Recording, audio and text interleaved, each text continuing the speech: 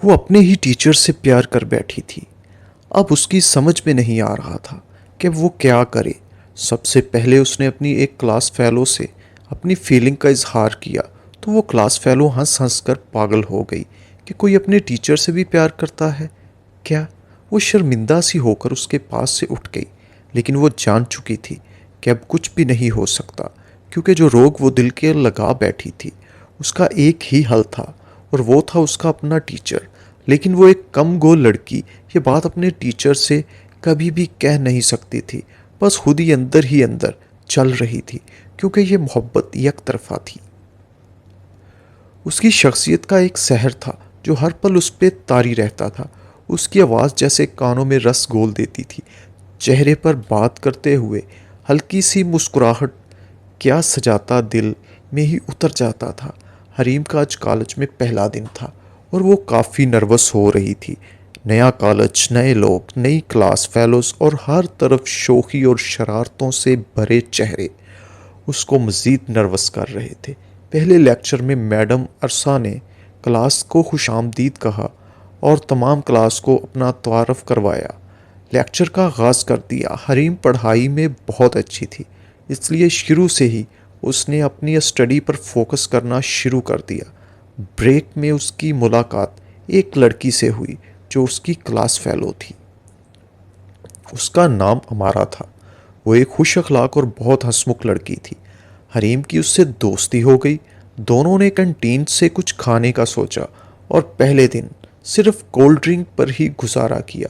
हमारा के वालदैन बैरून मुल्क अपना ज़ाती कारोबार करते थे। पहले अपनी फैमिली साथ पाकिस्तान से बाहर सेटल होने की गर्ज से गए, लेकिन कुछ कारोबारी मुखालफिन की वजह से बीवी और बेटी को वापस पाकिस्तान भेज दिया। हमारा चौंके अपने वालदैन की इकलौती बेटी थी, इसलिए उसका लाइफ स्टाइल बहुत नफीस था। कुछ दिन ऐसे ही नॉर्मल रूटीन के मुताबिक गुजर गए।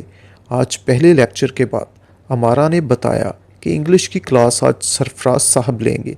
लगता है मैडम सोबिया लंबी छुट्टी पे जाना चाह रही हैं। मैडम भी बहुत अच्छा पढ़ा रही हैं, फिर शायद किस ज़रूरी काम से छुट्टी ली होगी। हरीम के चेहरे पर मायूसी छा गई। हमारा उसे वर्कशॉप पे लेके जाना चाहती थी। कुछ नोट्स कॉपी करवाने थे और साथ साथ कुछ खाने को भी दिल चाह रहा था, लेकिन हरीम खुद को इंग्लिश के नोट्स लिख रही थी, इसलिए साथ ना जा सकी और क्लास में बैठी अपना क्लास वर्क करने लगी। अभी लेक्चर में 20 मिनट बाकी थे, इसलिए हरीम भी क्लास में बोरियत महसूस करने लगी और अमारा की तरफ चल दी। बुकशॉप जाने के लिए हरीम जैसे ही राहदारी में मुड़ी, अचानक सामने से एक खूबरू नौजवान से टकराते टकराते बची, लेकिन उस नौजवान के हाथ से कुछ किताबें और पेपर्स गिरकर बिखर गए। कुछ देर के लिए तो वो बुत बनी खड़ी रही और उस नौजवान को बिखरे पेपर्स इकट्ठे करते देखने लगी। उसे कुछ समझ ना आई कि क्या करे। फिर किसी ख्याल के आते ही जल्दी जल्दी वहाँ से बुक शॉप की तरफ बढ़ गई। उसका जिस्म हल्का सा कांप रहा था। आइए मोहतरमा, लगता है क्लास में आपका अकेले दिल नहीं लगा, अमारा ने शरारती लहजे में कहा। नहीं, ऐसी कोई भी बात नहीं, बस काम मुकम्मल किया तो सोचा कि आपके पास चली जाऊं।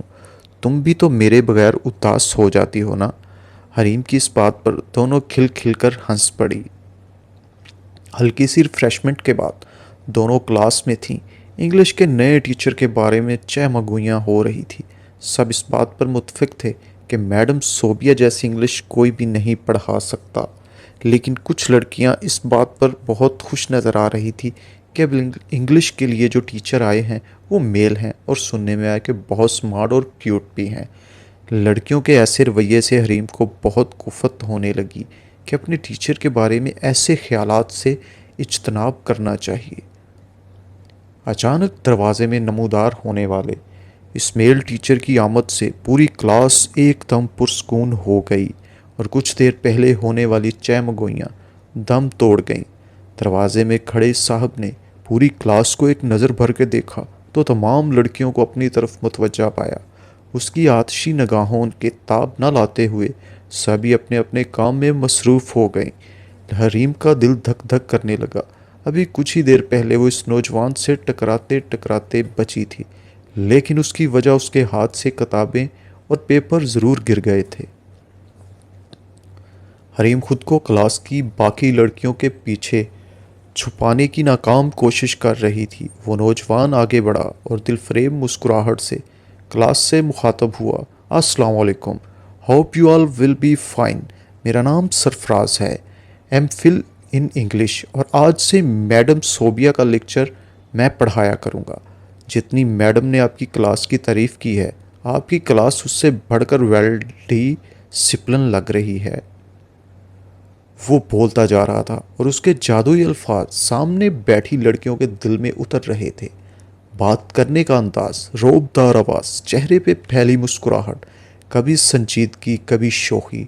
पता ही न चला कि लेक्चर मुकम्मल भी हो गया।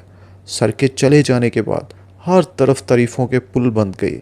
वही लड़कियां जो कुछ टाइम पहले मैडम सोबिया का राग अलाप रही थी, अब हर तरफ मिस्टर सरफराज गूंज रहा था। हरीम ने मुकम्मल लेक्चर बहुत तवज्जो से सुना और कुछ ज़रूरी बातें अपनी नोटबुक में नोट भी कर लीं। साथ साथ वो खुद को सर की नज़रों से भी बचा रही थी। अरे हरीम डार्लिंग, पूरा लेक्चर तो नोटबुक में घुसी रही हो। देखा नहीं कैसा अंदाज था उनका। हमें तो आज पता चला कि इंग्लिश ऐसी भी होती है। आज पहला लेक्चर था उनका, पता नहीं आगे क्या कुछ पढ़ाएंगे। अमारा ने अपनी आदत के मुताबिक हरीम के आज के लेक्चर के बारे में अतलान बताया, लेकिन शायद अमारा को मालूम नहीं था कि हरीम की सबसे बड़ी खूबी यही थी कि हर बात को बहुत तवज्जो से सुनती थी। इसलिए पूरा लेक्चर अच्छे से तैयार भी कर लिया था। बिना देखे वो लेक्चर ऐसे सुन रही थी जैसे वो अकेली क्लास में है और सर सिर्फ उसे ही पढ़ा रहे हैं। वो दिन ऐसे ही खुशगपियों में गुजर गया। छुट्टी के बाद हरीम घर चली गई।